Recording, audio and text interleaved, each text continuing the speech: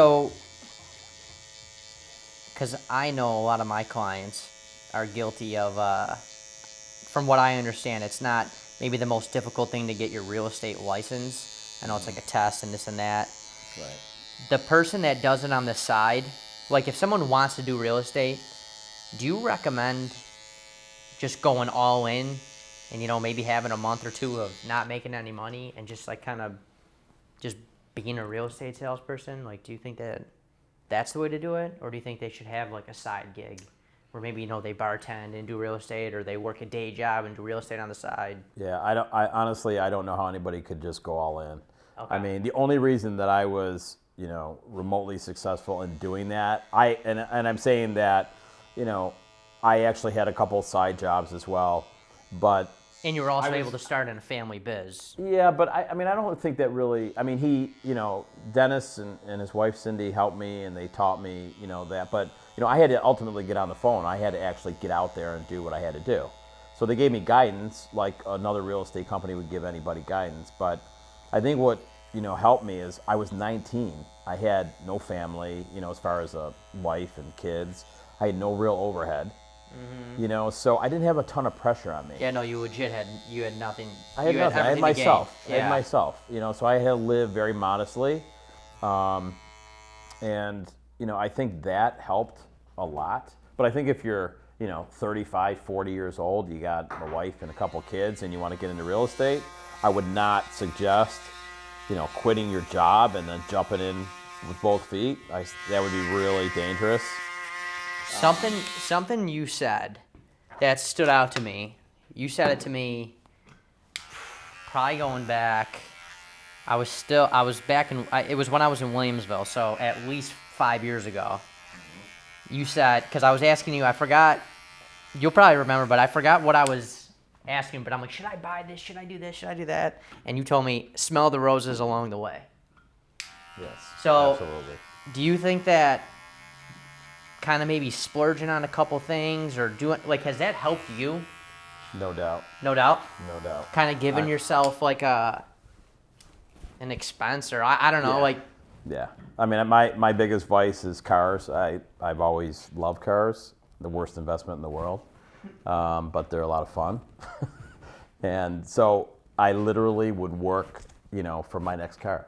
And, I loved having a great new car, driving around, and that was my thing, back then.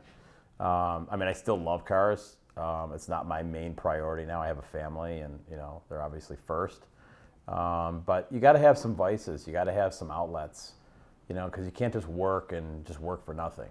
No, I can't agree with that. And my wife and I are very blessed to have a second home in Florida, and we go there now, and that is, my wife calls it her happy place. So that's what we work for. That's the light at the end of the tunnel. Yeah.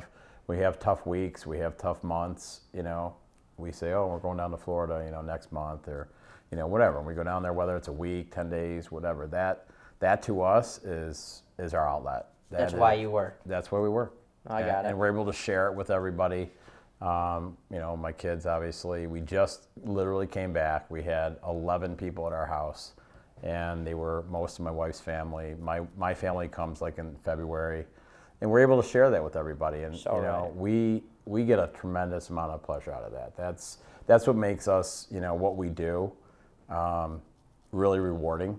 Just because we can give back a little bit and enjoy it with them. Because you know what, if you do really well, and you have all these things, you got nobody to share them with, that ends up. How the hell do I get a phone call right now? Are you kidding me? What the hell is this? That's fuck. This thing never rings on Monday. Are you kidding me? Is it my wife?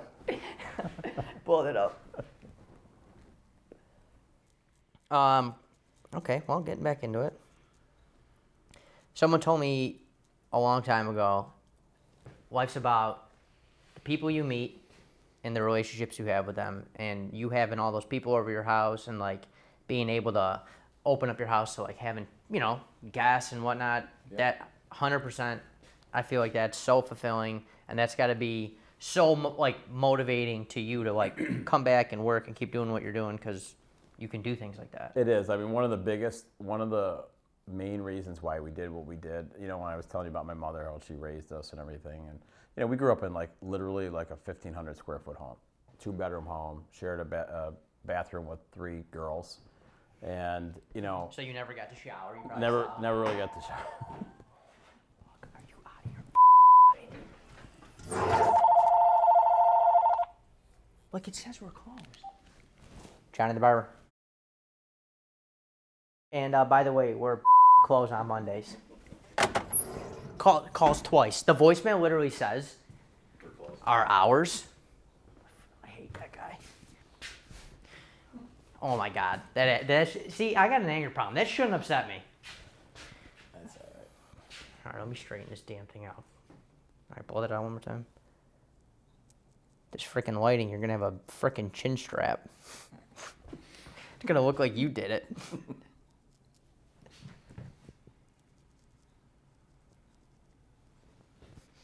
Mark, can I wear a headlamp when we do this? I can't wait to see what I look like. This is all done.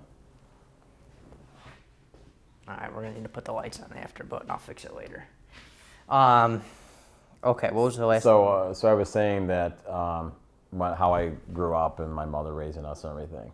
One of the driving forces of us getting a house in Florida is I wanted to, you know, get her to come down with us. Mm-hmm. And so when we built the house, we had like her own bedroom and her own bathroom built. Oh, really? Yeah. So Like kind of like a mother-in-law suite. Yeah. So Nice. it's kind of like a little small wing of the house you can kind of shut off and be by yourself. But You know how you know you made it?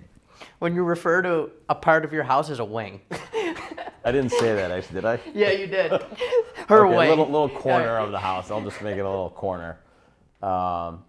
And when she was there one time, she was sitting outside, and she's like, I never would have thought in a million years that I'd be sitting down in Florida, out looking at a pool. That had to feel so good. I was like, wow, that was like really gratifying for me.